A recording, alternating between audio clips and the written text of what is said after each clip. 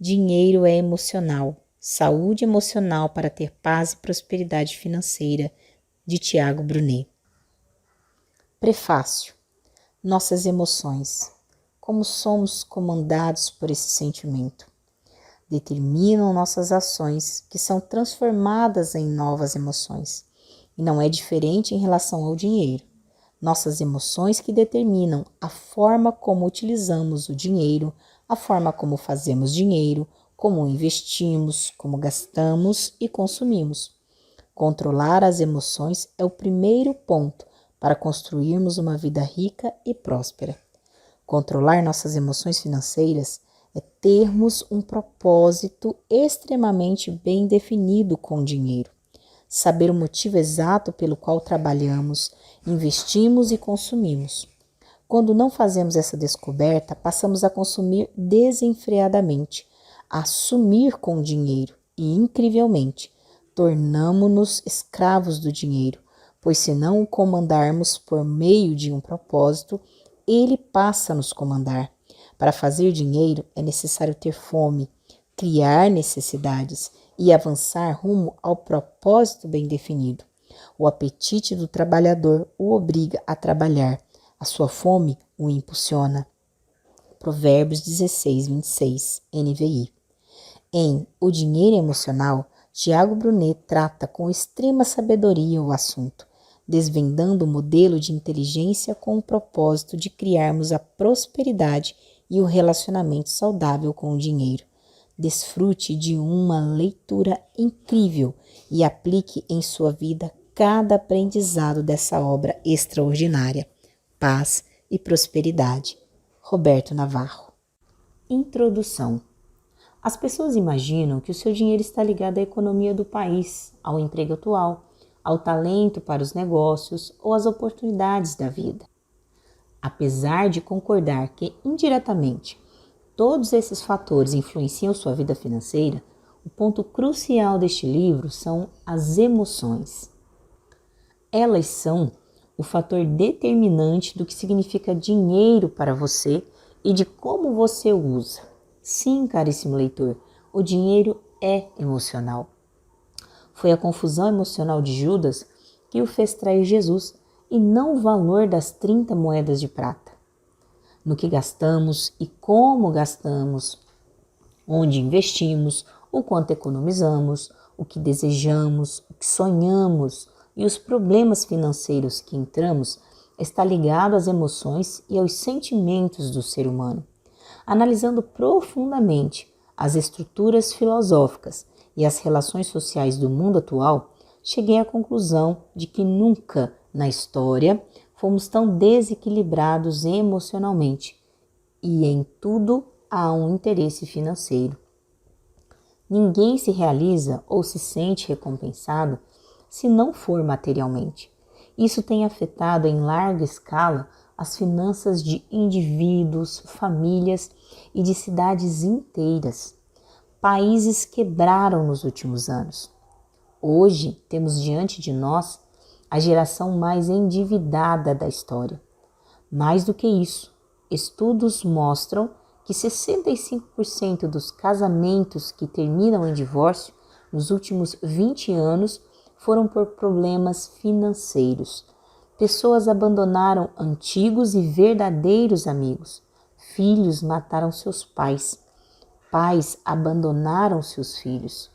O mundo entrou em colapso por causa de um bilhete de papel chamado dinheiro. Quando Suzanne von Richthofen, juntamente com seu namorado, matou os pais dela a marteladas em 2002, a mídia brasileira noticiou que a motivação foi financeira. A herança estava em jogo. Analise este crime minuciosamente e você vai concluir que foi um caso mais emocional que financeiro. Todos chegaram a esta conclusão. Não era dinheiro que Suzane queria, era liberdade para sentir e realizar. Emoções e sentimentos estão inseridas no que os cientistas chamam de mente e os teólogos compreendem por alma.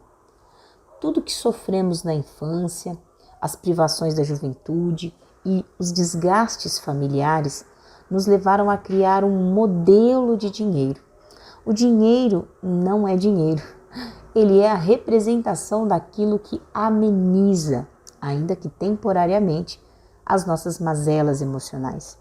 Por isso, muitos brasileiros compram o carro que não podem, mas que querem ter só para mostrar a todos as suas conquistas, suprindo assim um complexo de inferioridade, por exemplo. Como sempre, o dinheiro vem sendo usado para suprir nossas necessidades emocionais. Na verdade, ninguém quer dinheiro. Dinheiro é papel. Todos querem a segurança que o dinheiro pode dar. As pessoas querem aquilo que ele pode comprar, os amigos que ele traz, as viagens que ele proporciona. Seria esse o motivo de tanta desarmonia emocional? As pessoas não sabem quem são e nem o que querem, e por isso colocam toda a sua esperança de felicidade e realização no dinheiro. Tenho sonhado com uma geração saudável financeiramente, pois apesar de existirem outras áreas primordiais para uma pessoa ser feliz, o dinheiro no mundo capitalista de hoje é uma fonte da realização. Ele representa a concretização de sonhos e projetos. Nas mãos certas, o dinheiro é uma arma poderosa para desenvolvermos indivíduos, famílias e cidades. Nas mãos certas, serve para criarmos um mundo melhor. Quando fala em dinheiro, não fala em quantidade, em bens ou em riquezas, e sim de tudo aquilo que você precisa para cumprir o seu propósito aqui na Terra. Isso sim vai te fazer feliz e realizado. Isso é prosperidade. Com as emoções debilitadas, o ser humano é capaz de gastar tudo que tem em apenas um dia de jogo em cassinos. Ele pode gastar o pagamento do mês com uma prostituta. Pode investir todas as suas economias em um negócio que jamais sairá do papel. Pode estourar o limite do cartão de crédito, um dinheiro que ele não dispõe no momento, para comprar um produto que só usará uma vez na vida. E como sempre, é só para tapar o buraco emocional que todo ser humano que ainda não adquiriu este conhecimento tem. Se dinheiro é emocional, primeiro precisamos estar convictos que somos saudáveis emocionalmente para depois pensar em ganhar e administrar riquezas. O dinheiro levou a culpa de tragédias familiares, de queda de nações, de traições corporativas e da destruição da vida de muitas pessoas. Meu desafio nessa obra é levar você a refletir que o dinheiro é nada sem uma mente para controlar. O dinheiro é um ótimo servo e um péssimo senhor. O problema ou a solução está em nós. Vamos adiante. Tiago Brunet. Inteligência bíblica. Acredito firmemente que devemos desenvolver as múltiplas inteligências. A inteligência emocional, financeira, política e bíblica são fundamentais para o equilíbrio da humanidade. A educação bíblica, neste caso, é o nosso GPS para uma estrada esburacada que é a vida. Bíblia não é religião, é a fonte de toda sabedoria e inteligência, literalmente um manual de instruções para a vida. Conecte-se a ela e, independentemente de sua crença ou crença, estarás preparado para prosperar. 3 João 1:2. Desejo que seja próspero em tudo, assim como é próspera a sua alma. Essa obra, Dinheiro é Emocional, apega-se fortemente ao verso que está na 3ª carta do apóstolo João. O que lemos acima é a prova milenar de que se você não é próspero na alma primeiro, emoções, sentimentos, intelectos, vontades e etc., jamais será próspero em tudo. Concentre-se em estar 100% saciado internamente e em pouco tempo o externo será um reflexo disso. Um pouco de história. Origem do dinheiro. A história da civilização nos conta que o homem primitivo procurava se defender do frio e da fome. Daí buscava abrigo em cavernas. Naqueles distantes tempos, o homem se alimentava de frutos silvestres ou do que conseguia caçando ou pescando. Ao longo dos séculos, com o desenvolvimento da inteligência, a espécie humana passou a sentir necessidade de ter mais conforto. Caverna nunca mais. E começou a reparar no seu semelhante. Assim, como decorrência das necessidades individuais, surgiram as trocas. Esse sistema de troca direta, que durou por vários séculos, deu origem ao surgimento de vocábulos como salário, o pagamento feito através de certa quantidade de sal, pecúnia, do latim pecus, que significa rebanho, gado, ou peculium, relativo ao gado miúdo, ovelha ou cabrito. As primeiras moedas, tal como conhecemos hoje, peças representando valores, geralmente em metal, surgiram na Lídia, atual Turquia, no século VII a.C. As características que se desejava ressaltar eram transportadas para as peças através da pancada de um objeto pesado, martelo, em primitivos punhos. Foi o surgimento da cunhagem a martelo, onde os signos monetários eram valorizados também pela nobreza dos metais empregados, como o ouro e a prata.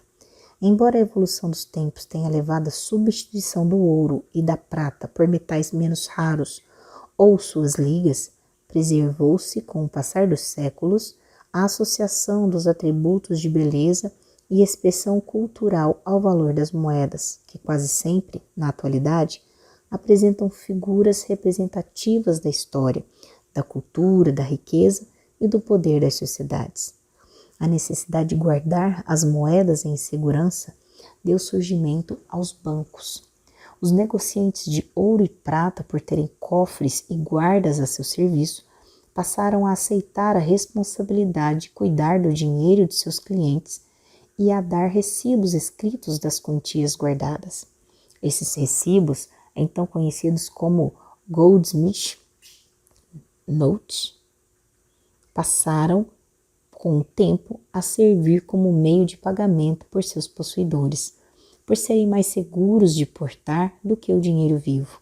Ou seja, com aquele pedaço de papel a pessoa provava que tinha dinheiro. Assim surgiram as primeiras cédulas de papel moeda, ou cédulas de banco. Ao mesmo tempo em que essa guarda dos valores em espécie dava origem às instituições bancárias. Os primeiros bancos reconhecidos oficialmente surgiram, respectivamente, na Suécia em 1656, na Inglaterra em 1694, na França em 1700 e no Brasil em 1808.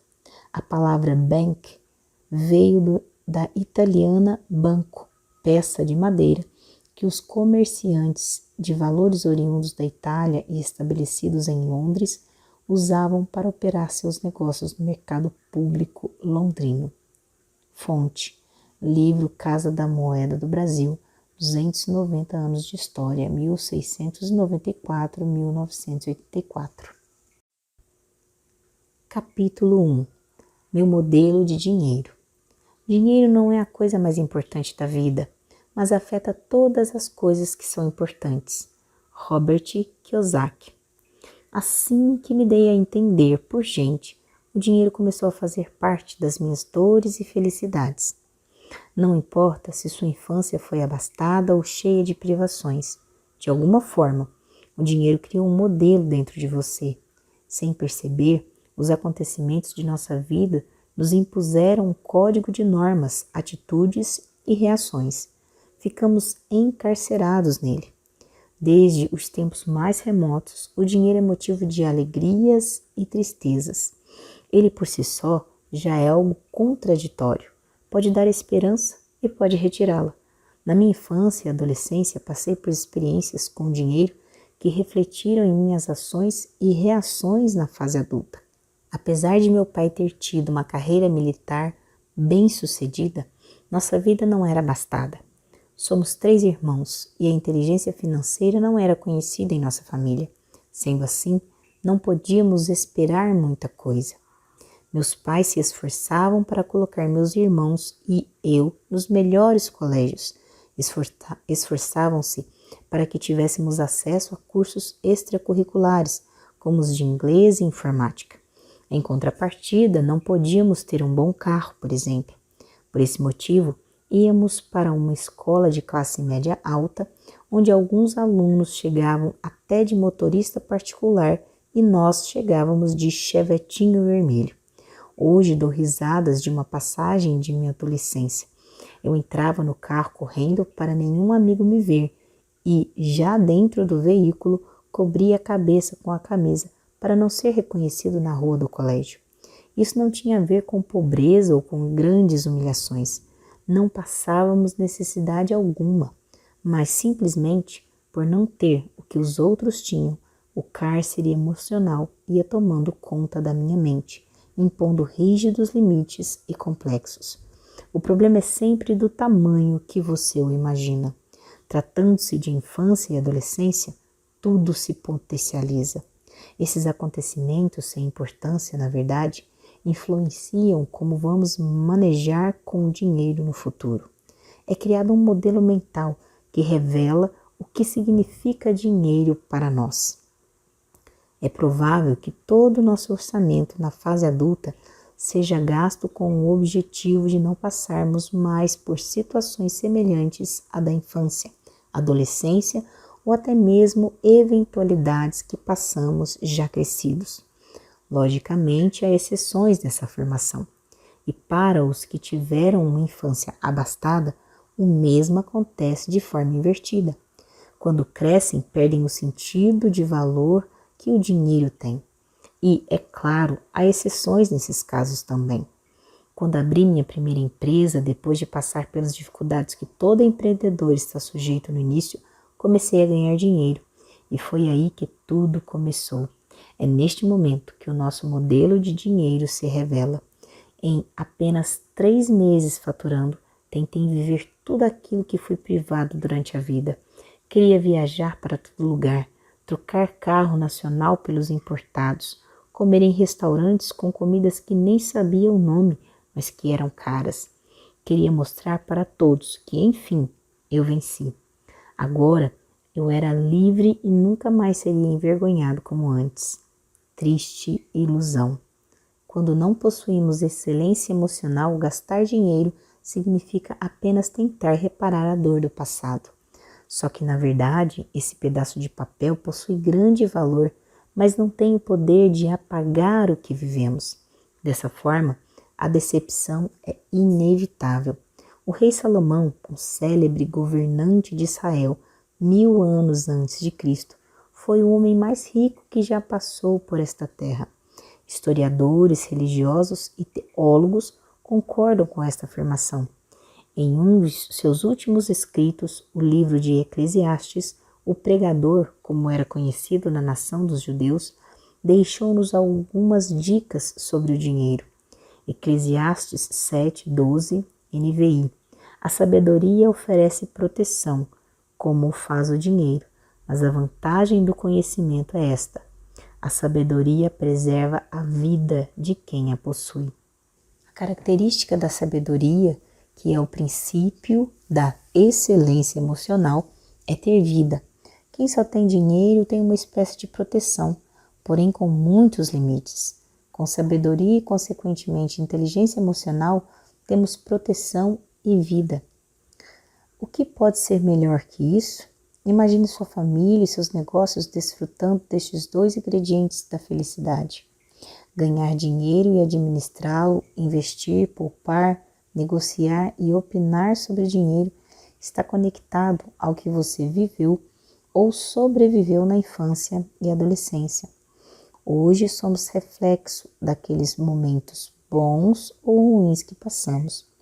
Muitos reeditam as janelas traumáticas da memória e conseguem, apesar de uma infância de profunda privação e vergonha, vencer na família, nos negócios e também socialmente.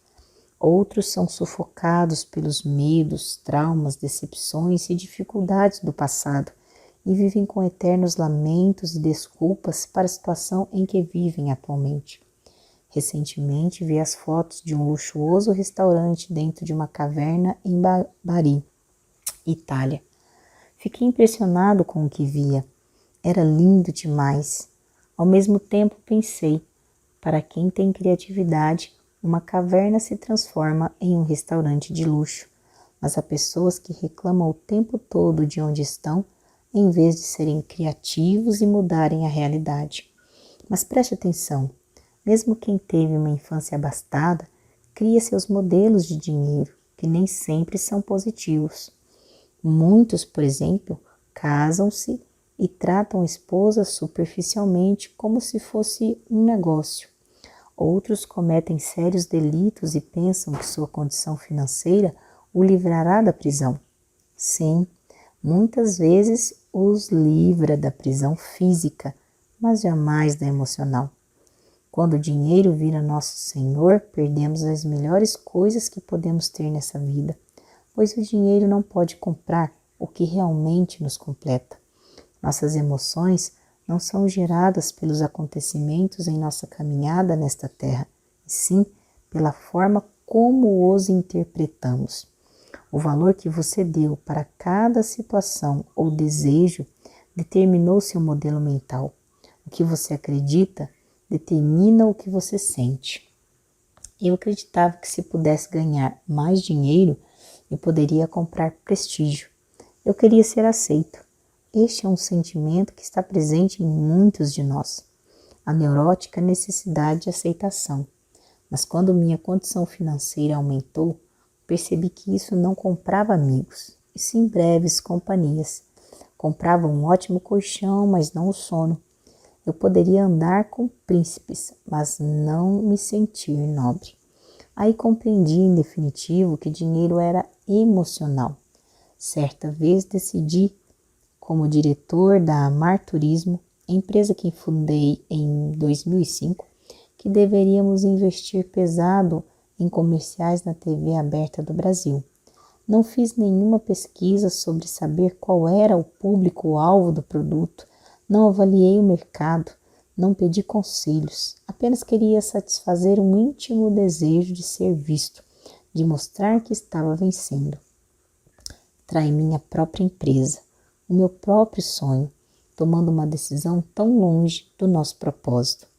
O resultado? Um gasto astronômico para vender somente 2 pacotes turísticos em um ano inteiro de comerciais. Ficamos quase 3 anos pagando a dívida.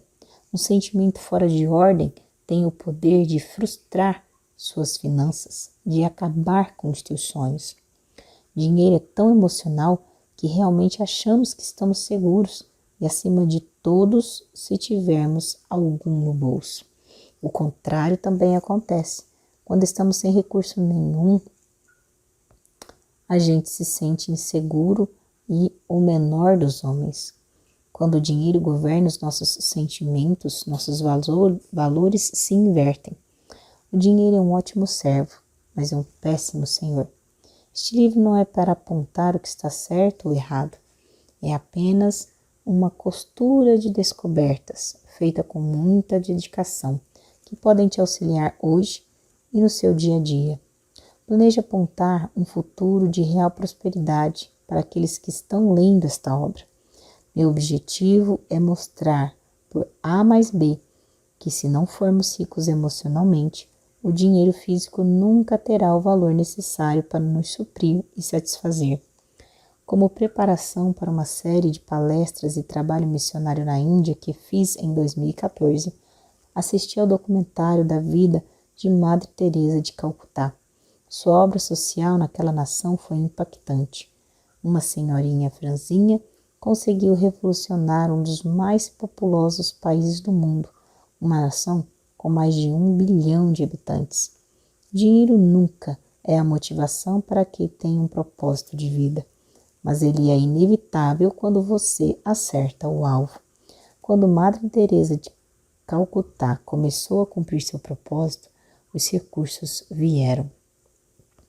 As emoções da freira estavam tão alinhadas com a prática bíblica e com os mais pobres que sua obra social, que começou com poucos voluntários e sem nenhum recurso, atingiu em pouco tempo um alto nível internacional de mídia, doações e visibilidade. A importância de seu trabalho entrou para a história da Índia e da humanidade. Pessoas ricas emocionalmente estão focadas no bem coletivo. Pessoas que querem ser apenas ricas de dinheiro geralmente focam no seu próprio bem. A prosperidade está muito mais conectada com o seu interior do que com a sua conta bancária. Gastar 400 mil em uma festa de casamento, por exemplo, não garante um matrimônio feliz, pois o segredo da felicidade está na mente, sentimentos e emoções. Está na forma como você vê o mundo e se relaciona com ele, não em quanto você tem para gastar. O dinheiro sempre será um ótimo complemento de sua prosperidade interior.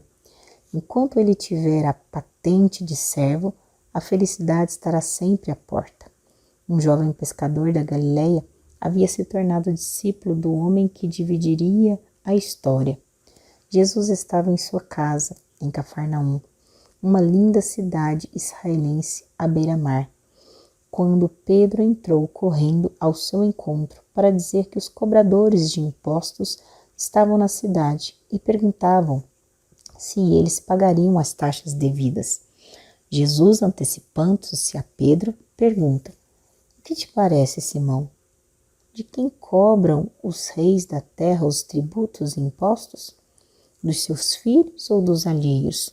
Simão Pedro respondeu: "Dos alheios", disse Jesus. "Logo, estão isentos os filhos, mas, para que não escandalizemos, vai ao mar, lança o anzol, tira o primeiro peixe que subir, e abrindo-lhe a boca, encontrarás uma moeda. Toma-a e paga por mim e por ti." Quem tem um propósito definido nesta vida não é guiado pelas pressões emocionais que vivemos diariamente. São os impostos, taxas, compra do mês, cheques que irão compensar, boletos atrasados, ligações de cobrança, mensalidades da escola dos filhos e mais uma infinita lista que poderíamos fazer aqui. O homem de Nazaré sabia que dinheiro era complementar e precisava de um destino. Dinheiro na mão sem destino é um recurso perdido. Jesus só usava dinheiro quando tinha propósito, quando tinha uma finalidade para ele. O mestre sabia que era importante aproveitar as contrariedades da vida para ensinar a sua equipe sobre segurança emocional, pois só assim alcançariam a segurança financeira. Aprendemos com ele que prosperidade não é ter dinheiro, e sim tudo o que você precisa para cumprir o seu propósito nesta terra. Estar com saúde financeira para ter paz emocional. Muita gente quer ser rico, mas não sabe para quê. Acredito que o que faz um homem realmente feliz não é a quantidade de dinheiro que ele ganha, e sim se ele possui saúde financeira para ter paz emocional. Se ele tem paz emocional para ter saúde financeira. Uma coisa está conectada à outra. Escrevo este capítulo do Japão, onde estou ministrando em uma conferência, em uma cidade próxima de Tóquio. O que mais me impacta no povo japonês é a força para trabalhar. Eles só folgam 2 ou 3 vezes por ano, colocam uma meta de produção e um alvo financeiro anual e realmente alcançam. O triste é que muitos deles não possuem a tão sonhada qualidade de vida, pois ganham dinheiro, mas não possuem paz emocional. O índice de suicídio neste país é altíssimo. Bem, sabemos que o amor ao dinheiro é a raiz de tudo o que há de mal na terra. E muitos, por amarem este papel valoroso, perderam suas vidas. Inúmeros conhecidos gastaram saúde para juntar dinheiro. Agora, gastam dinheiro para recuperar saúde. Se posso lhe dar um conselho, dou este. Não permita que o seu modelo de dinheiro te escravize.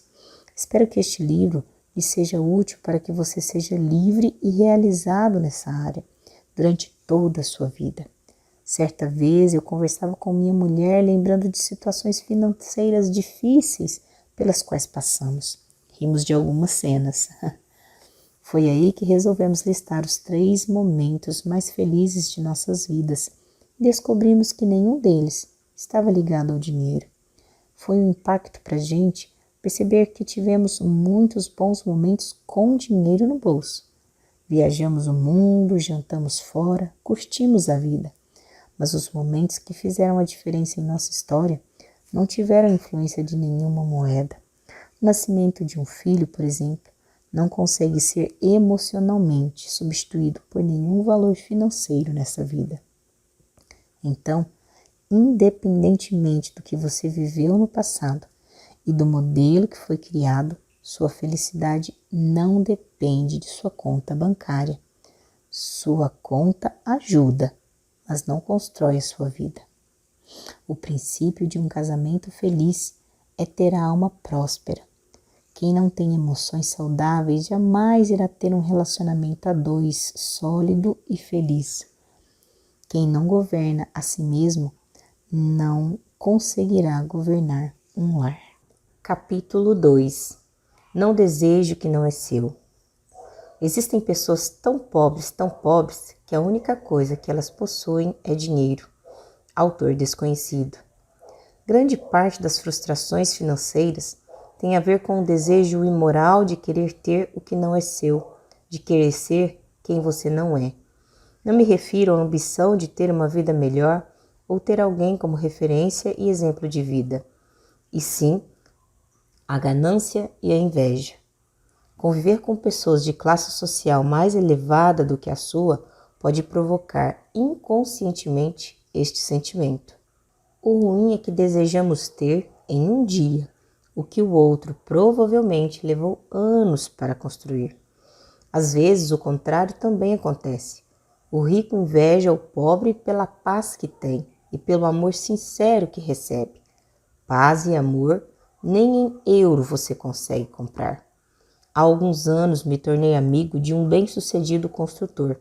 Nossa amizade era muito sincera e verdadeira, porém me fazia mal. Eu notava que a cada jantar ou passeio com ele, eu voltava frustrado e insatisfeito com a minha casa, com o meu carro e com a vida que tinha.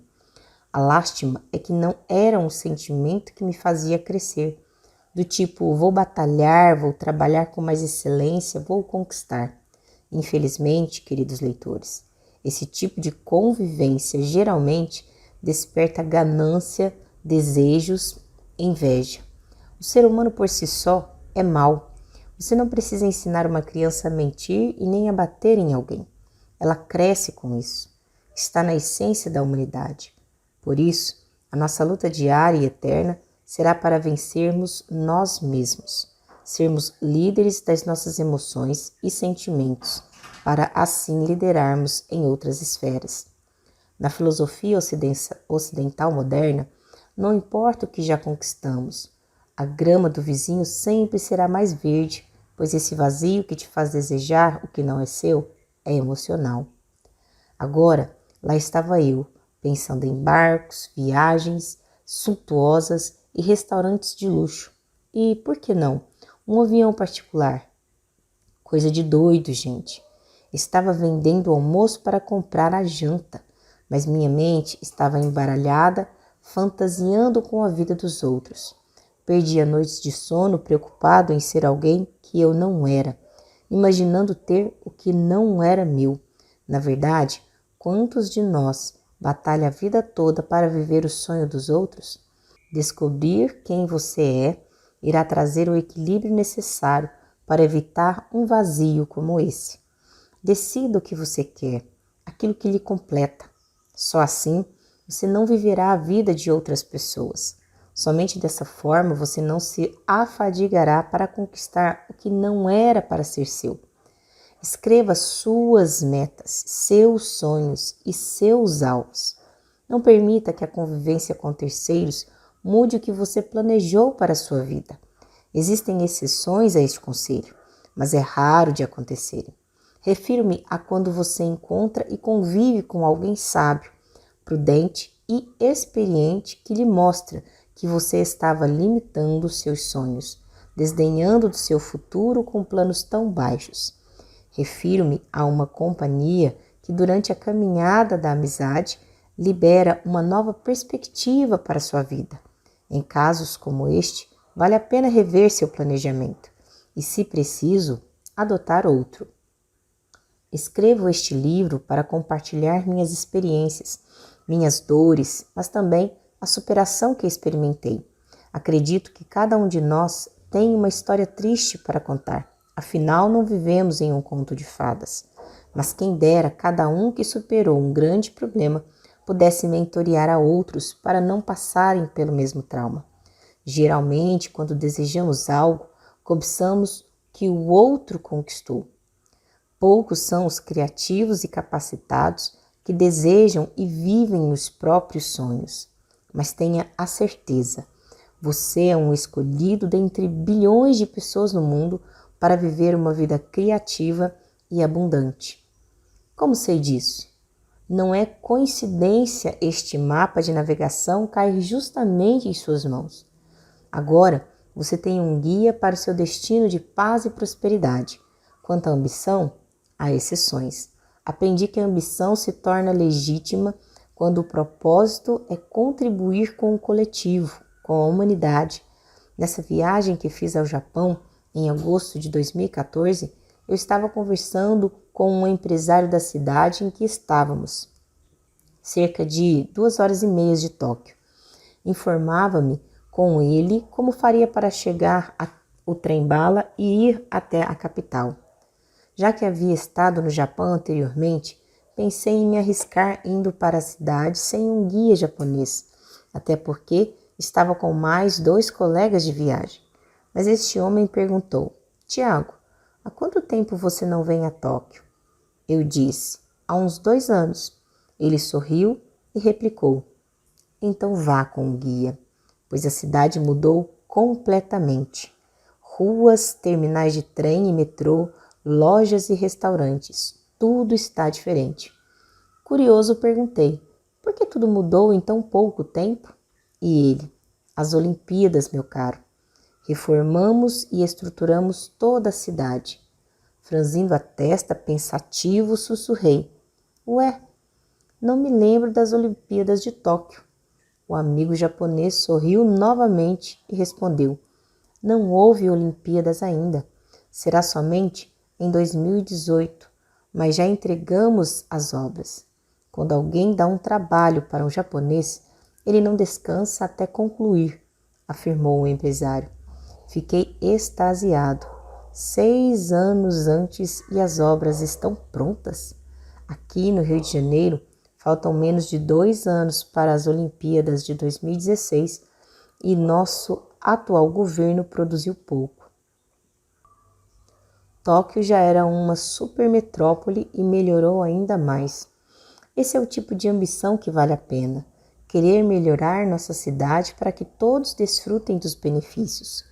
Termos políticas públicas que são capazes de melhorar e dar esperança ao futuro de cada cidadão. Agora prestem atenção. Eu desejei que minha cidade, o Rio de Janeiro, fosse reestruturada e modernizada como Tóquio, e não que eu tivesse a vida do empresário japonês ou que eu morasse no Japão. Não mudei minha perspectiva, mesmo estando impressionado com o país em que estava. A ambição pode ser coletiva, já a ganância é sempre individual. Quantas vezes fui aos Estados Unidos dar palestras e seminários e estudei as histórias dos brasileiros imigrantes? Muitas. A maioria imigrou mesmo que ilegalmente em busca de um futuro melhor. Mas o futuro de uma pessoa não está conectado à situação econômica de um país, e sim às suas decisões e escolhas diárias. A mesma dificuldade que o indivíduo encontrava no Brasil, encontrará na América, na Europa ou onde for. O problema normalmente está conosco, mas com o emocional descontrolado, tomamos decisões, geralmente sem conselhos, e nos mudamos de mala e cuia para onde parece ter uma oportunidade. Pessoas que vivem de oportunidades nunca encontram a porta certa, pois estão sempre ocupadas e distraídas com o que pareceu ser a grande chance. Que diga a alguns imigrantes: acredito que chegou a hora de sua vida mudar para sempre. Chegou o momento de se estabilizar para crescer. Você faz o ambiente ou o ambiente faz você? É frequente em minhas conversas, sessões de coaching ou nas conferências mundo afora, eu encontrar pessoas que foram moldadas pelo ambiente em que estavam. Isso não é regra, mas é demasiadamente comum. Poucos são os decididos, corajosos e convictos do propósito que modelam o ambiente quando chegam, e não o contrário. O exemplo clássico disto é o jovem que vira bandido por ter crescido em uma favela onde o crime organizado e o tráfico dominam. O ambiente o formou e deu um destino a ele. Quando o Criador coloca o homem na terra, ele dá uma ordem direta e interessante que é relatada no livro bíblico de Gênesis. Dominai sobre os animais, governai a terra. Biblicamente falando, fomos criados para governar e dominar. Não pessoas, e sim ambientes. As pessoas nós devemos servir com os dons que nos foram dados. Sendo assim, quando entro em um ambiente miserável, eu não me torno um miserável, mas transformo o ambiente com o conhecimento e prosperidade que há em mim. Se entro em um ambiente milionário, também não me torno um milionário, mas transformo o ambiente com tudo aquilo que possuo e que o dinheiro não pode comprar. Temos o poder de transformar ambientes. Quando temos essa consciência, já não desejamos o que não é nosso. Ao contrário, queremos dar aquilo que temos. Quando resgatamos esses princípios, não saímos por aí comprando porque todos do nosso ambiente estão comprando, mas governamos nossos impulsos. O ambiente perde o efeito sobre nós. Se você comprar coisas que não precisa, logo terá que vender coisas que precisa. O princípio de finanças equilibrada é ter sentimentos prósperos. Ganância, vingança, inveja e maledicência são sentimentos que destroem a alma, impossibilitando assim que você seja próspero em tudo. Livre-se de todo sentimento que impede a prosperidade de sua alma e se prepare para ter mais acesso aos recursos financeiros. Capítulo 3. As frustrações controlam o seu dinheiro. O dinheiro não compra nenhuma necessidade da alma, é irritório. É típico do ser humano usar a compensação para se sentir bem. Ele pensa, já que a minha vida sentimental está uma droga, vou comer a melhor comida que eu puder pagar hoje. Ou, já que minha vida profissional não melhora, vou gastar o que me resta em uma viagem inusitada. Outros pensamentos comuns são estes. Já que recebi um não de uma pessoa querida, vou ao shopping comprar qualquer coisa em 10 vezes no cartão. E já que eu fui contrariado, vou mudar de carro para provar que ninguém me controla, mas que eu posso fazer o que quiser. As frustrações diárias da vida dominam nossos recursos e determinam para onde cada centavo vai. É impressionante como não percebemos a vida como ela é. Estamos sempre confundidos, enganando a nós mesmos. O coitadismo se normalizou entre nós. Cada um acredita que é o ser humano mais injustiçado, mais sem oportunidades e frustrado do universo. Na maioria das vezes, os ruídos emocionais estão ditando quem e o que somos. Estes dias recebi um e-mail arrogante e ameaçador de um amigo. Meu sangue ferveu. Em meio àquela guerra mental, para controlar a explosão de sentimentos, tive uma ideia para fugir daquela asfixia emocional. Peguei minha carteira e fui a uma loja de objetos antigos, pois fazia tempo que eu passava nesta vitrine e admirava algumas peças decorativas. Certamente ficariam ótimas em meu escritório. Minha mente confusa dava comandos a todo o meu corpo que esse era o caminho para eu esfriar a cabeça. Mas enquanto eu, já lúcido, passava em frente a tal loja, calculei e vi que era uma maluquice comprar aqueles objetos. eles custavam uma fortuna e eu nem sequer colecionava antiguidades. Mas com as emoções à flor da pele, você é tomado pelo medo, pela insegurança e pela solidão. Se tiver dinheiro na carteira ou cartão de crédito liberado, prepare-se. Você vai tentar gastá-los. Eu tentei. Estava bêbado emocionalmente. Entrei na loja e já não me importava se eu ia gastar meu limite do cartão ou se ia usar o dinheiro separado para pagar uma conta de casa. Eu só queria me sentir bem e retomar aquele sentimento de segurança e aceitação. Eu queria me livrar daquele tormento de ser contrariado e agredido por alguém querido. Foram 40 minutos de batalha interna. Enfim, eu me acalmei. Tomei o controle do meu eu. Não permitir ser escravizado pelos meus próprios pensamentos. Entendi naquele instante o que escrevo neste capítulo. Minhas frustrações não podem controlar meu dinheiro. Determinei que não iria mais ceder às compensações para ficar momentaneamente bem comigo mesmo. Se tudo der errado, se eu for contrariado, se alguém que amo e considero me ferir, se eu receber um não, se minha fase matrimonial, profissional ou sentimental não estiver boa, farei um diálogo entre eu e eu mesmo. Vou conversar e debater comigo mesmo diante de um espelho, questionando meus medos e inseguranças. Pois a noite pode ser longa e cheia de choro, mas o dia sempre volta a amanhecer. Meu dinheiro não precisa sofrer muito com minhas emoções. No caso deste meu amigo, esperei o sangue esfriar e liguei para ele no outro dia. Pedi perdão, por mais que eu achasse que foi ele quem errou.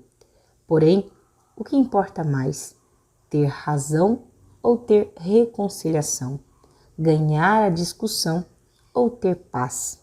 No fim, sempre perde quem não sabe perdoar e ceder. A paz é uma busca prioritária. No fim, salvei a amizade e me livrei de criar uma dívida no cartão. A infância. As frustrações da infância são preponderantes nas decisões econômicas que temos na fase adulta. Gostaria de dar alguns exemplos pessoais e de clientes que atendi como coach, para que sua mente compreenda essa complexidade. Caso pessoal. Eu e meus 2 irmãos tínhamos entre 8 a 11 anos. Eu sou o mais velho dos 3.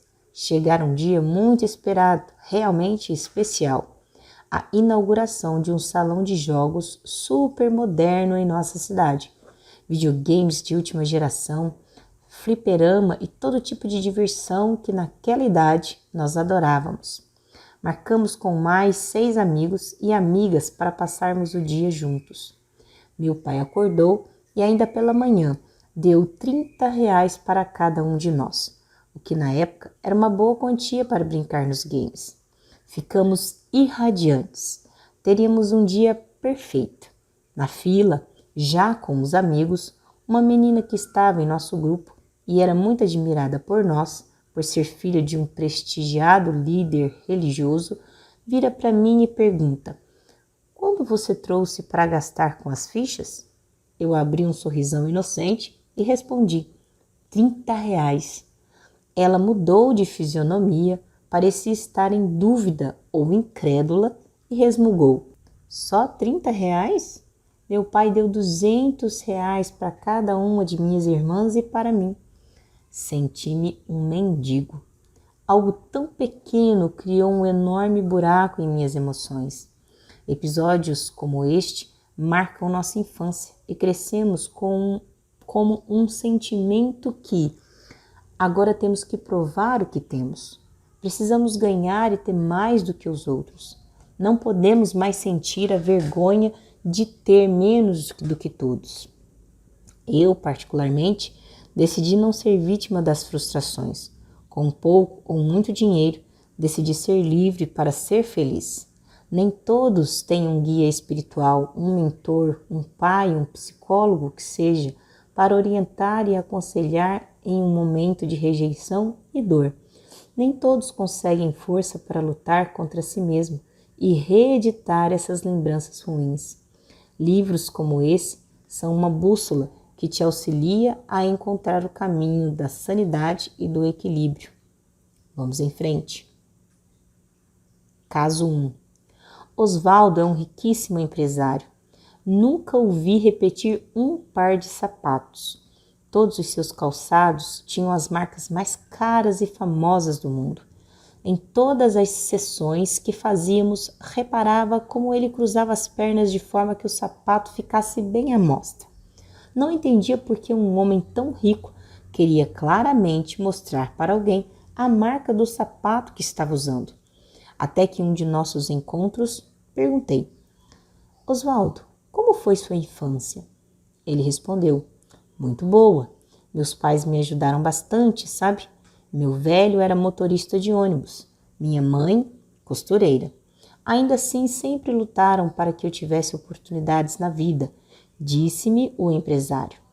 Insisti: mas de todos os seus desejos e sonhos da infância, qual você não podia realizar na época?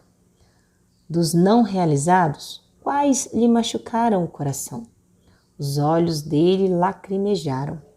Percebi que algo ainda estava ali, bem escondido dentro de seu coração.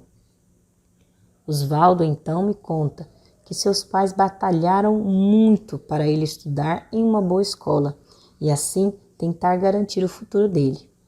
Porém, nessa escola, todos usavam tênis da moda. Me lembrei de meu próprio caso que relato no capítulo 1 sobre o carro do meu pai. Ano após ano, o sentimento de humilhação de ser o único que não podia ter os lançamentos das grandes marcas era insuportável. E para completar, ele estava indo para a escola com o mesmo tênis há 3 anos. Oswaldo conta que pensou em muitas coisas ruins para tentar adquirir aquele tênis. Para não sentir aquela vergonha estranguladora todos os dias no colégio, ele estava disposto a qualquer coisa, mas seguiu no caminho certo. Na adolescência, foi trabalhar como frentista em um posto de gasolina para juntar dinheiro para fazer uma faculdade. Quando cresceu mais um pouco, formou-se em economia e se tornou um dos maiores consultores bancários da cidade. Ficou milionário. A partir daí, passou a colecionar os melhores tênis e sapatos que as lojas podem oferecer. Aquele sentimento o faz ter hoje em dia uns 200 pares de sapatos importados. Mesmo tendo tudo o que queria nos dias atuais, ainda era escravo de uma frustração do passado. Gastava muito para reparar uma dor de anos atrás. Trabalhei muito com ele a importância de reconhecer onde estava o problema, pois só podemos mudar aquilo que identificamos e reconhecemos. Quando ele se deu conta que este sentimento nutrido ao longo dos anos era destrutivo, resolveu se libertar. Foram horas, dias, meses trabalhando com Oswaldo, mas estou orgulhoso. Hoje ele é muito mais rico por dentro do que por fora. Ele usa menos sapatos do que antes e doa mais. Atualmente está calçando crianças carentes e de orfanatos que jamais poderiam ter um tênis bom, quanto mais o da moda. Ele usou a sua dor para nortear o seu destino. Quando eu fui à Índia em missão, ele foi um dos primeiros a doar para os orfanatos de lá. Nossa vida só tem um real valor se a maneira que vivemos transforma a realidade dos que estão à nossa volta. Dê sentido à sua vida, ao seu propósito de existir, vencendo as dores do passado, não aceitando ser o coitadinho. Deseje ardentemente dar a volta por cima e tomar o controle de sua história. Saiba que agindo assim, o seu futuro começa hoje. Sigo torcendo muito por você. Imagine se nossos governantes tivessem excelência emocional e educação financeira. Será que seríamos menos saqueados, extorquidos, enganados e manipulados? Você acredita que se nossa nação fosse educada com base nas múltiplas inteligências, emocional, financeira, política e bíblica, conseguiríamos mudar o destino da próxima geração? Deixa eu lhe contar uma história. O Brasil foi fundado debaixo de uma confusão total. A opressão portuguesa e de outros países europeus sobre os brasileiros era demasiada. Éramos apenas uma colônia para exploração, um acidente de percurso. Só para você saber a origem do nome de nosso povo, o sufixo eiro só era usado para identificar um trabalhador. Repare, costureiro, aquele que trabalha com costura, pedreiro, que trabalha com obras, padeiro, aquele que faz pão. Como o eiro pode ter ido parar em nosso pronome gentílico? Veja, quem nasce na América é americano, na Suíça é suíço, na Itália é italiano, no Brasil, brasileiro. Brasileiro era o nome dado aos que trabalhavam cortando o pau-brasil, árvore típica de nossa região na época. Somente em nosso país, o nome que se dava a uma função de trabalho foi adotado para nomear os filhos da nação. O livro 1822, do historiador Laurentino Gomes, revela que a corte portuguesa não tinha nenhum interesse em transformar isso aqui em um país de verdade. Nascemos por um acidente, por falta de comunicação entre Portugal e os políticos da época. Se as frustrações controlam nosso dinheiro, como você acha que a economia do Brasil irá melhorar tendo em vista nosso histórico? A cultura de governo que se estabeleceu por aqui foi a de tirar proveito a todo custo. Não devemos criticar e sim entender que isso é fruto de sérias frustrações passadas e que agora devemos reagir e trabalhar para transformar essa realidade. Eu tenho muita esperança no Rio de Janeiro, minha cidade. Tenho muita esperança em nosso país, mas sei bem que teremos que trabalhar arduamente, investindo tempo e fora de tempo na educação multifocal e em outras áreas para que nossos filhos e netos tenham uma nação melhor. Um país que não reedita sua história, que não educa seus governantes antes de chegarem ao poder, tem poucas chances de crescimento e prosperidade. Mas quem está disposto a pagar o preço da mudança? Dinheiro público também é emocional. Quem não governa suas próprias finanças não pode governar o dinheiro de uma cidade. Para cada gasto desnecessário, cada desvio de verba, para cada ato de corrupção ou de omissão do governo, tem alguém descontrolado por trás. Quem se corrompe não é o sistema, são pessoas. Se mudarmos o coração e a mentalidade do nosso povo e governantes, você verá que o sistema se adapta imediatamente. Realmente acredito que não precisamos somente de bons projetos, mas de bons corações para executar esses projetos. Dinheiro continua sendo emocional, seja no micro ou macro sistema financeiro. O princípio para uma vida profissional feliz é ter a alma realizada. Prosperidade traz realização. E se sua alma, mente, não estiver alinhada com a sua autorrealização, jamais terás vida profissional feliz, ainda que você esteja trabalhando na melhor empresa do universo. Capítulo 4. Desenhe a sua meta financeira. Dinheiro não cria sucesso, só te dá a liberdade para criar o sucesso. Nelson Mandela. Se dinheiro é emocional, quanto mais certo você estiver do quanto é necessário para concretizar seus projetos, mais garantida será a sua conquista. As emoções funcionam na autossugestão ou também pela sugestão de outros. Isso quer dizer que se você tem um cartaz mental do quanto você precisa para ser feliz, seu corpo e mente irão trabalhar continuamente por isso, pois sugerindo a si mesmo uma meta a ser alcançada ou pela influência de terceiros, como mentores, professores, pais, amigos, cônjuge, você consolida dentro de si um projeto. Aprendi por meio da inteligência bíblica que o Criador não dá dinheiro para uma pessoa, e sim para o projeto que ela tem. Os homens e mulheres da Bíblia que prosperam conquistaram o topo da montanha pela causa que tinham. Quando você tem bem claro qual é o seu sonho, fica mais fácil desenhar uma meta financeira. Sem um projeto, dificilmente você terá forças naturais e também ajuda lá de cima para conquistar seu objetivo. Muitos fecham os olhos e sonham em serem ricos. Ah, que maravilha seria ter dinheiro para comprar tudo o que eu quero e preciso. A diferença entre quem sonha e quem realiza é o alvo e as metas que essa pessoa tem. Alvo e metas estão inseridos no projeto. Se o seu sonho é abrir uma veterinária, seu projeto como veterinário é ter uma clínica. Agora você precisa de um alvo e, em seguida, de metas. Alvo.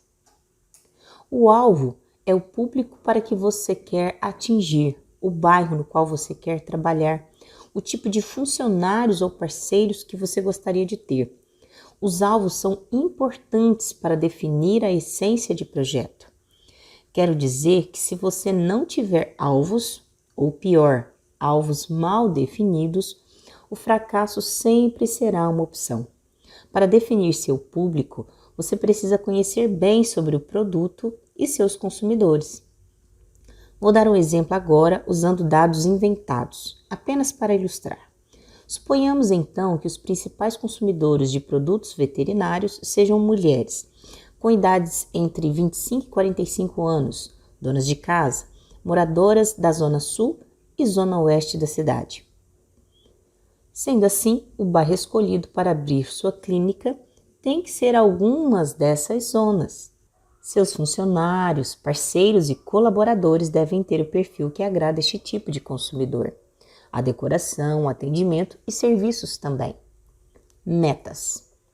As metas representam o quanto você precisa faturar mensalmente. Sempre monte 3 cenários, o ruim, o provável e o ótimo. Se você precisa de 10 mil por mês para manter o seu projeto, faturar 9 mil é péssimo, 12 mil é provável e 25 mil é ótimo. Dentro das metas estão também tamanho do local para o projeto, quantidade de funcionários e qualidade, ou marca dos fornecedores. Somente com um projeto montado, seja empresarial, familiar, matrimonial ou institucional, você poderá pensar em conquistar riquezas, ou o que chamo de liberdade financeira. Suas emoções só irão trabalhar a seu favor se você souber o que quer. Eu procuro tirar um dia da semana ou um fim de semana do mês para desenhar minhas metas financeiras ou avaliar as que já atingi ou estou para atingir. Busco alinhar minha mente e coração com a meta que desenhei. Assim, corpo, alma e espírito trabalham em prol do mesmo objetivo. Eu defino o que é prioridade, concluo o que é importante sem ser ameaçado pelo urgente. Essa segurança mental, sem dúvida, é uma das garantias para chegarmos às metas, alvos e objetivos do nosso projeto. Nosso sonho pode ficar apenas na imaginação, se não aprendermos a desenhar o passo a passo da conquista. O princípio para uma vida espiritual satisfatória é ter a alma próspera. Muitos homens e mulheres espirituais até mataram em nome de Deus. Sem paz emocional, nunca alcançaremos uma vida espiritual coerente. Capítulo 5. Desfrutar o que se tem. Você precisa conquistar as coisas que o dinheiro não compra. Caso contrário, será um miserável ainda que seja um milionário. Augusto Cury. A primeira característica que encontro em pessoas que estão adoecendo emocional e financeiramente é acreditar que só serão felizes quando tiverem algo que elas ainda não têm. Elas acabam não desfrutando do que possuem hoje e vivem pelo dia seguinte.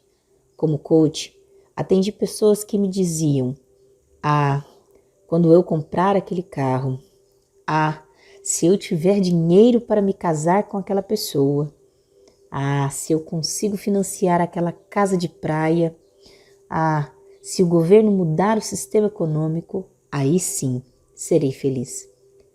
Quando uma pessoa está convencida que ainda não é realizada na vida porque lhe falta comprar ou conquistar algo, identificam em segundos uma insatisfação que nada tem a ver com o dinheiro.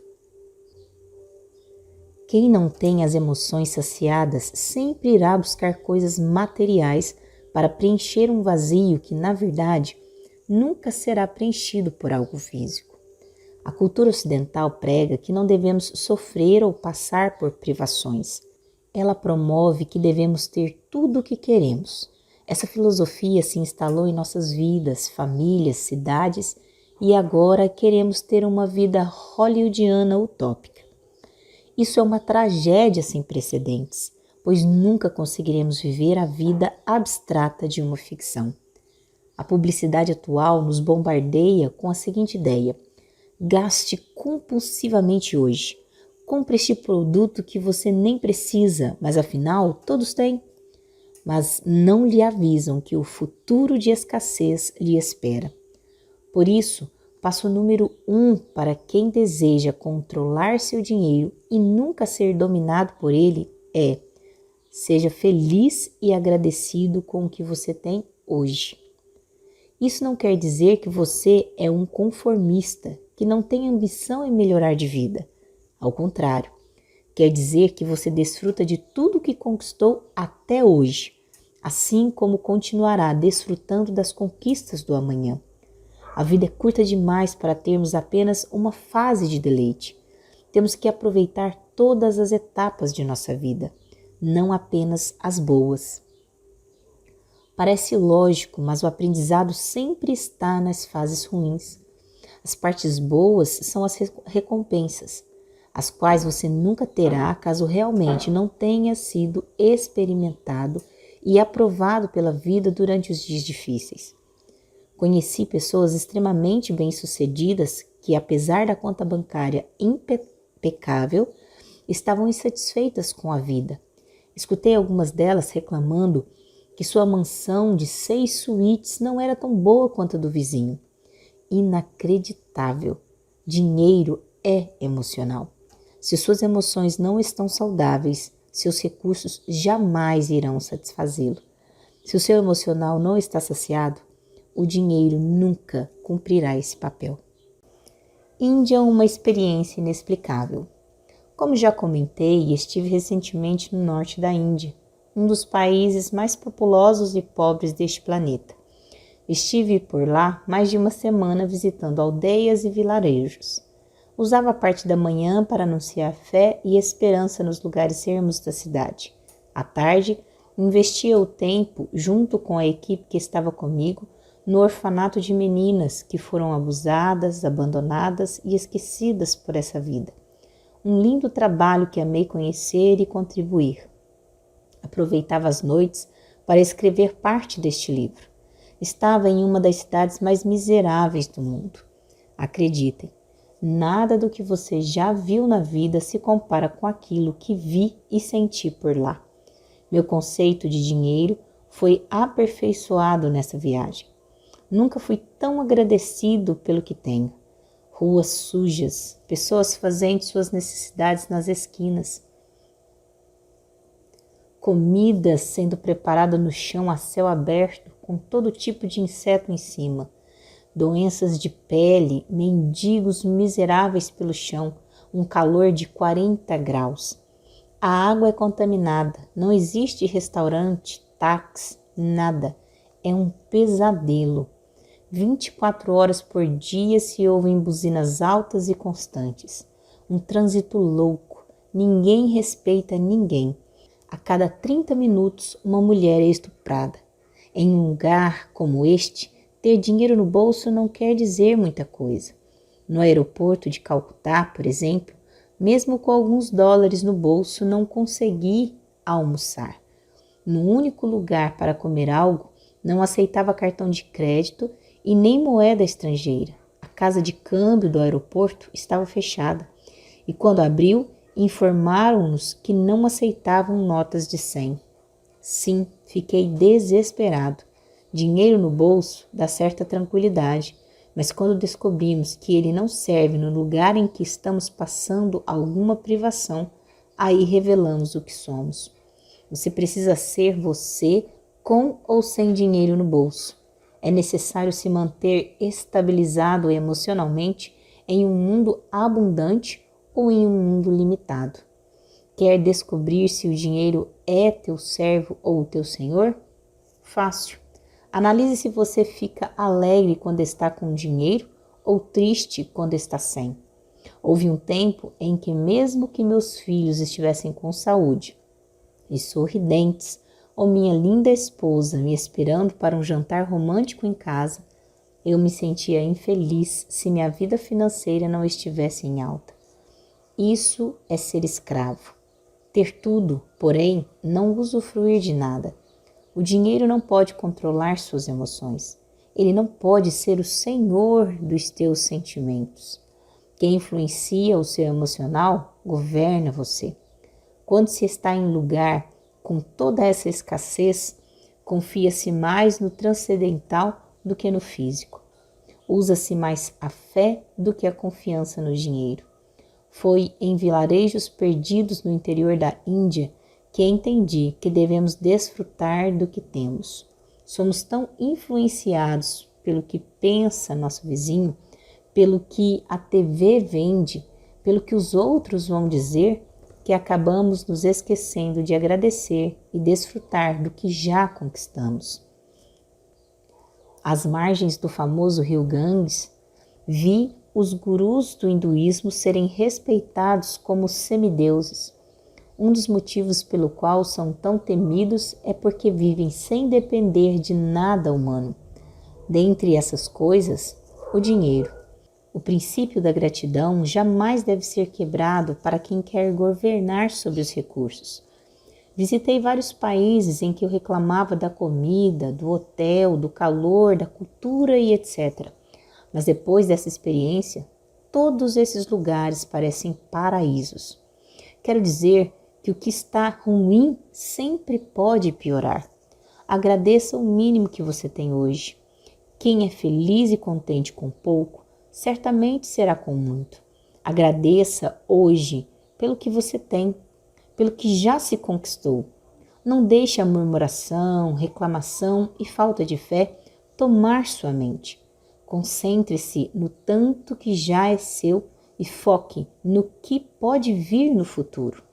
Seja grato pelas noites de sono e de paz, pelo que se tem na conta bancária, pelo carro que você anda, pelo emprego que você tanto reclama, pela saúde que te deixa empreender.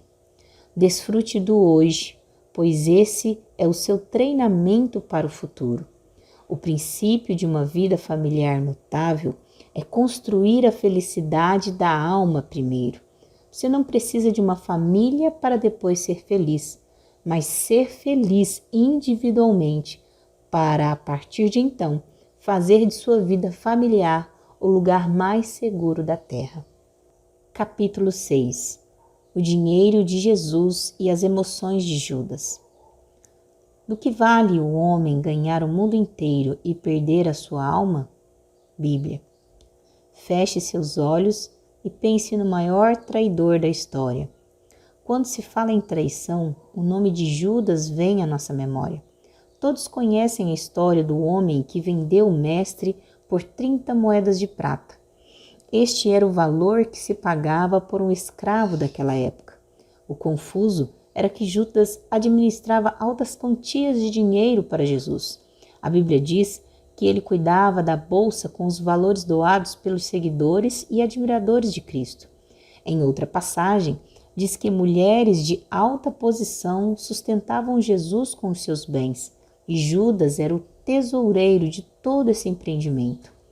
30 moedas de prata não significavam muita coisa para ele. Depois de analisar minuciosamente, concluir que Judas não traiu Jesus por dinheiro. Também não foi somente pelo que os teólogos defendem como Satanás se apoderou dele. Afirmo isso, pois Pedro também negou a Jesus naquele dia terrível. E dias antes, Cristo havia declarado que Satanás estava em seu discípulo. Aparta-te de mim, Satanás, pois cogitas as coisas dos homens e não as de Deus. Essas foram as palavras do Nazareno para o discípulo Pedro. Judas e Pedro estavam na mesma situação. Os dois traíram Jesus. Os dois foram influenciados pelo inimigo. Mas só um se suicidou e entrou para a história como o maior traidor de todos os tempos. Pedro, depois de negá-lo, saiu correndo, chorando e entrou em um profundo processo de arrependimento. Processo esse que o levou a uma interiorização, a um equilíbrio emocional. Judas também se arrepende e vai até os chefes do Sinédrio devolver as 30 moedas, mas eles se recusam, dizendo que não podem receber o dinheiro de volta por se tratar de sangue inocente. Judas fica ainda pior depois disso. Ele não se lembrou dos 3 anos e meio de convivência com Cristo. Esqueceu-se das misericórdias infinitas, do amor incondicional. Deletou de sua memória que a especialidade de Jesus era perdoar e dar novas chances.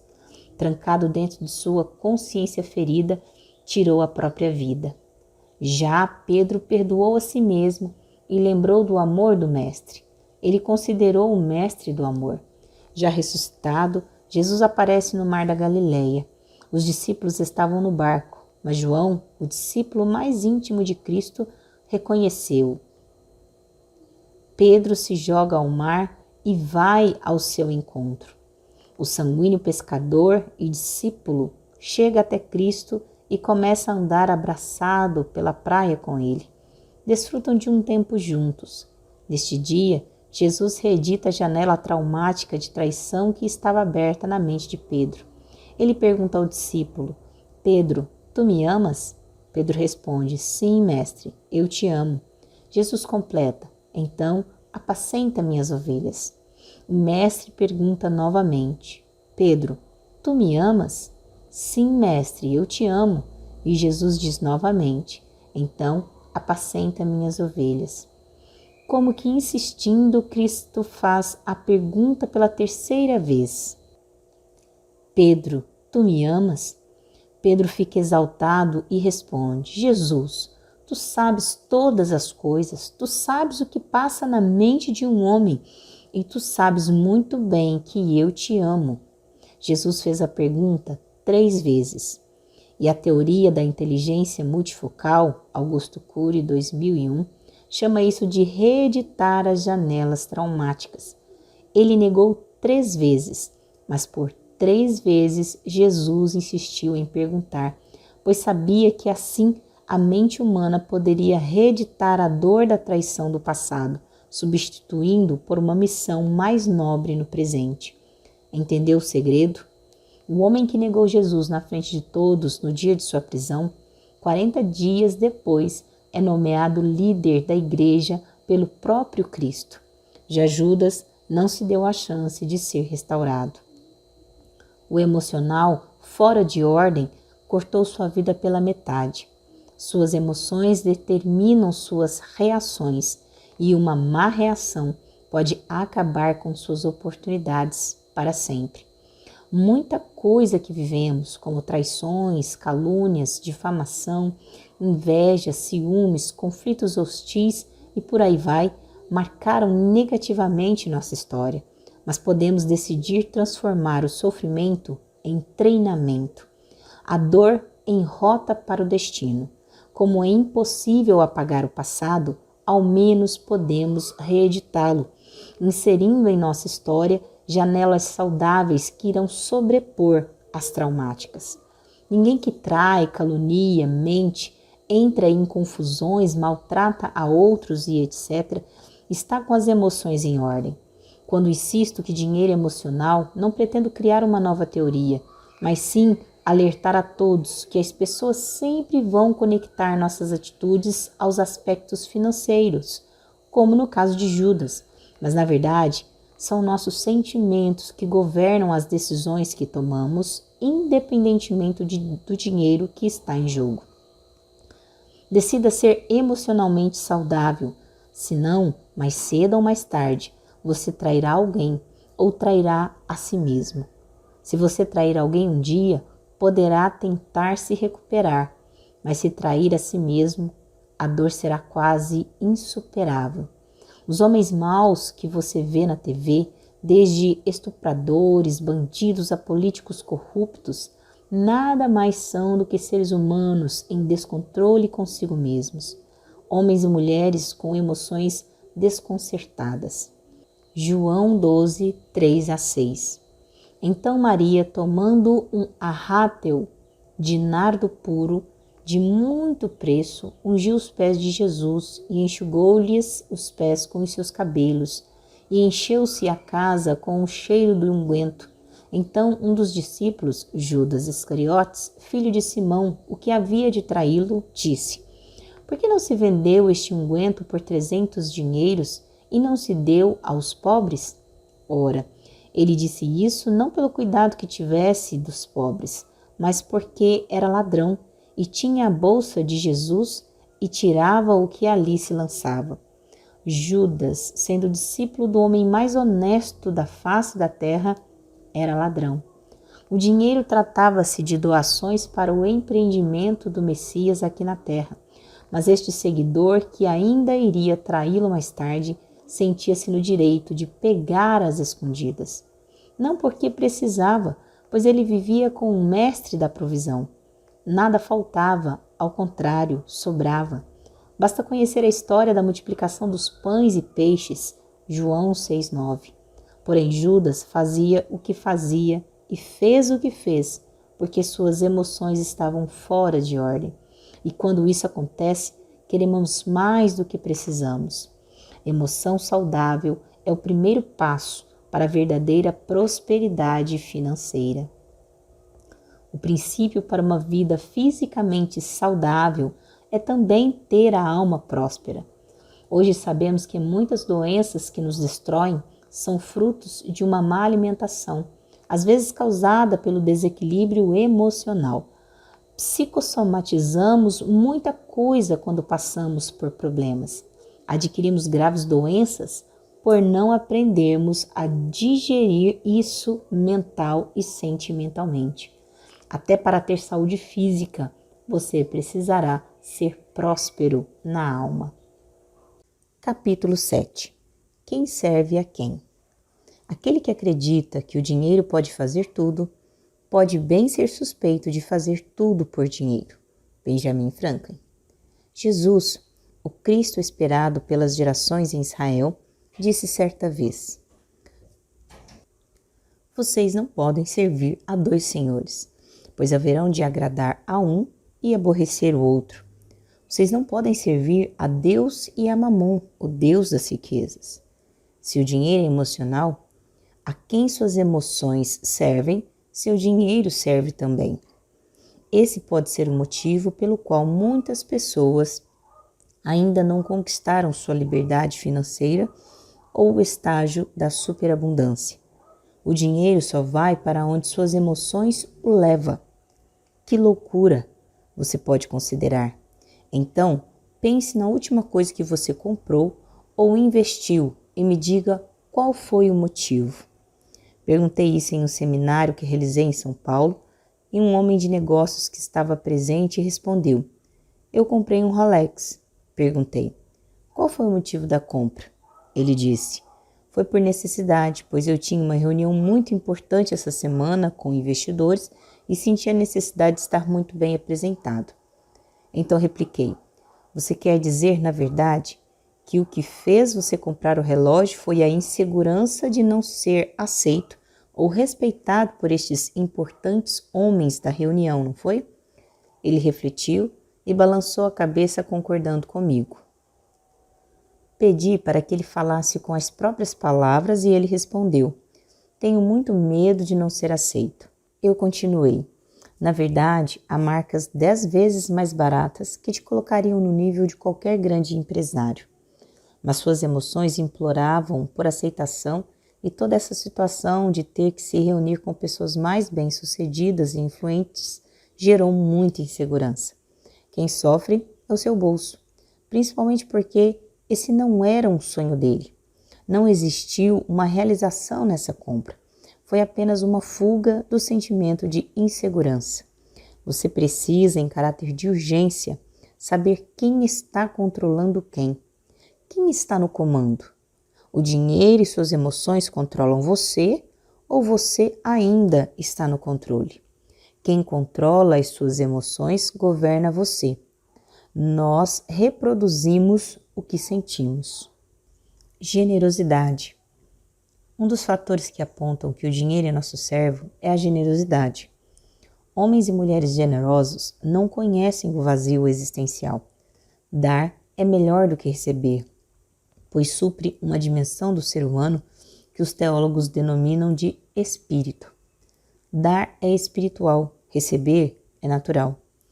Os homens mais ricos do mundo são os mais doadores também, você sabia? Warren Buffett, o americano conhecido como guru dos investimentos, chegou a ser o homem mais rico do mundo há alguns anos.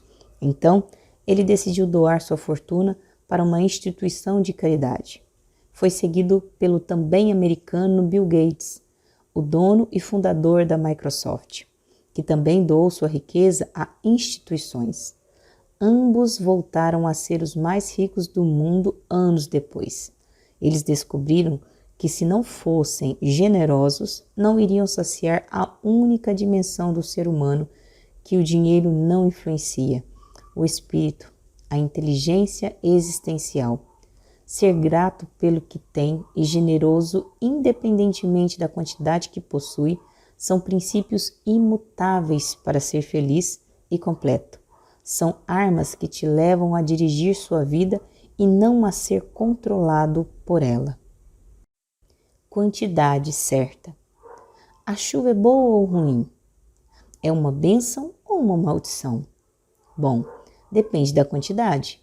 Se chover pouco, os rios não vão encher, a colheita não será regada, faltará água em todo lugar.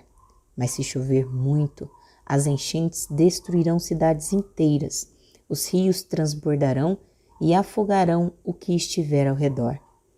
Tudo pode ser destruído pela força das enxurradas. Procuro explicar em meus treinamentos que crise não é somente falta de alguma coisa. Pode ser o excesso também, como vimos acima. Com a falta de chuva, você tem uma crise de seca. Com o excesso de chuva, você tem uma crise de alagamentos e deslizamentos. E quanto ao dinheiro? Essa regra vale? Para muitas pessoas, ter pouco dinheiro é ruim. Para outras, ter muito é a causa da destruição. Você conheceu alguma pessoa que se autodestruiu depois de enriquecer? Conhece a história dos ganhadores da Mega Sena? Já viu alguém desistir da família porque teve sucesso em algum empreendimento? Bom, não somos preparados para o pouco e nem para o muito. Somos seres humanos em construção e se não formos treinados, não saberemos sobreviver nem com pouco, nem com muito. Investindo em tempo de crise.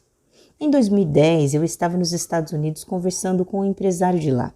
A América estava passando por uma grande crise. 2 anos antes, o mercado havia quebrado. Houve uma grande crise financeira e imobiliária. Muitos escândalos surgiram. Mas este visionário falava sobre investir em imóveis na Flórida. Eu ri. Vejam minha ignorância. E disse: qual maluco que vai querer investir em um país que está quebrando? Ele respondeu: Tiago, a crise é o melhor momento para se investir. No momento em que todos estavam comprando, eu estava juntando. Agora que todos estão vendendo por menos da metade do preço normal, eu estou comprando. 3 anos depois, o patrimônio deste homem saltou para 20 vezes mais do que em 2010. Quando o dinheiro te serve, você tem um controle absoluto sobre ele. Assim, mesmo que todos estejam comprando, você tem visão para saber que há momento para tudo. Há tempo de comprar, tempo de vender, tempo de investir, tempo de guardar, tempo de semear, tempo de colher, tempos de paz e tempo de guerra. Somente com a alma próspera é possível ter equilíbrio tridimensional. Corpo, alma e espírito alinhados com o seu propósito aqui na Terra. Isso é felicidade. Capítulo 8. Decida o que você quer. Muitas pessoas gastam o dinheiro que não têm para comprar o que não precisam, para impressionar pessoas que não gostam. Sabe o desconhecido. O motivo pelo qual muitas pessoas ainda não possuem saúde financeira e paz emocional é porque nunca decidiram isso. O segredo é a educação. Instrução mais referência é igual a educação. Não basta somente fazer um curso de inteligência financeira ou emocional. É preciso ter um exemplo a seguir, alguém para se espelhar. O ser humano está sempre em desenvolvimento e precisa de um modelo como referência. Há um conflito interior que não deixa a pessoa decidir se quer ser próspera emocionalmente, organizada financeiramente e capaz de contribuir com a sociedade, ou se é pecado ser feliz e ganhar dinheiro. Um conflito que faz pensar que é melhor continuar com as mazelas emocionais, pois afinal já nasceram assim, ou a vida que os tornou dessa forma, do que lutar para entrar na estrada do aperfeiçoamento. Temos falado muito aqui que sua mente controla suas ações e reações. O que você crê reflete no seu corpo, alma e espírito. Não tem jeito, você é transformado por aquilo que acredita. Se mentalmente você não está certo do que quer ou para onde quer ir, haverá sempre uma confusão interior que jamais permitirá que você alcance suas metas e objetivos. Quando eu tinha 15 anos, comecei a trabalhar de assistente de gravação em um estúdio musical. Trabalhei ali por quase 4 anos. Foi observando meu chefe à época, Pedro, o dono do estúdio, que decidi entre os 18 e 19 anos que queria ser empresário. A liberdade de fazer seus horários, de ter sempre de onde tirar o recurso, de ser admirado pelos funcionários e clientes, era isso que eu queria. Quando defini isso e imprimi em minha mente este sonho, nunca mais ninguém conseguiu me fazer desistir. Aos 24 anos, comecei minha primeira empresa sem R$ 1 no bolso. Eu só tinha coragem e paixão. Decidi o que eu queria e parti para o segundo desafio. Qual ramo seguir? A música não era para mim. Meu talento era limitado nessa área e eu queria ser o melhor no que eu fazia. Foi quando aceitei passar alguns meses na Europa servindo como missionário em algumas igrejas cristãs. Acabei ficando 2 anos entre indas e vindas. Aprendi muito, amadureci demais. Quando retornei em definitivo ao Brasil, já não tinha mais dúvidas. Queria ter uma agência de viagens. Era apaixonante trabalhar viajando, realizar o sonho de tantas pessoas de conhecer novos lugares.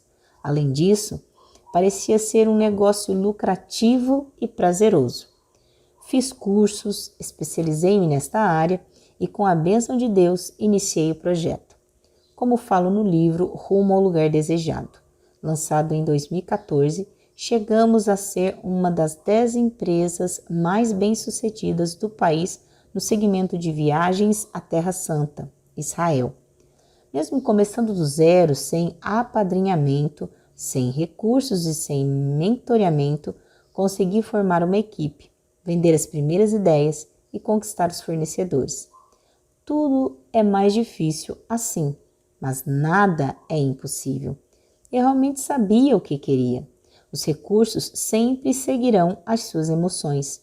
Se elas estiverem confusas e indecisas, o dinheiro não saberá para onde ir. Acredite em mim.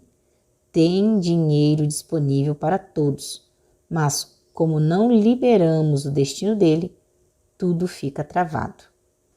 Casais que não sabem o que querem. O casamento é complexo. Não há como entender as mulheres, afirmam os homens. Dentre tantos problemas que um relacionamento a 2 pode ter, o dinheiro, sem dúvida, está no topo da lista. Casais com mentalidade, objetivos e sonhos diferentes costumam recorrer ao divórcio na primeira crise financeira que enfrentam. Depois que me casei com Giannini, percebi que a vida seria insuportável sem ela. Quando tivemos nossos filhos, descobri o sentimento imensurável de ter uma família. Por outro lado, ser o provedor dela. As contas são simples. Todo brasileiro entende sobre isso. Trabalhamos 4 meses do ano só para pagar impostos. Em janeiro temos o IPVA do carro, matrícula da escola das crianças, férias, material escolar e etc. Durante o ano temos manutenção do veículo, prestação do carro, aluguel ou parcela do imóvel, colégios dos filhos, compras do mês, cursos extracurriculares, línguas estrangeiras, informática e um monte de prestações que cada um sabe bem do que se trata. Em meio a tudo isso, você precisa levar sua esposa para jantar, comprar roupas novas de vez em quando, divertir-se ocasionalmente, um cineminha, teatro e discutir sobre os gastos, investimentos e problemas financeiros. Se o casal não está muito alinhado, convenhamos que é muito difícil ter paz emocional e saúde financeira. Pois em cima de tudo isso, tem uma mídia cruel e voraz te incentivando a comprar até o que você não precisa. Muitos casais têm vindo conversar comigo buscando mentoreamento para situações deste tipo. Recentemente, marido e mulher vieram bem irritados para se aconselharem. O problema discutido nos dias de hoje é muito recorrente. A esposa estava oprimindo, palavras do marido, o cônjuge a conseguir R$ 25.000 para uma operação plástica. Ela queria dar uma recauchutada geral. O problema é que, além do marido não ter o dinheiro, ele realmente achava que ela não precisava de nada daquilo. E sim, que estava sendo influenciada pelas amigas do condomínio. Escutei. Já conversaram com uma mulher de meia idade decidida a levantar a moral dela?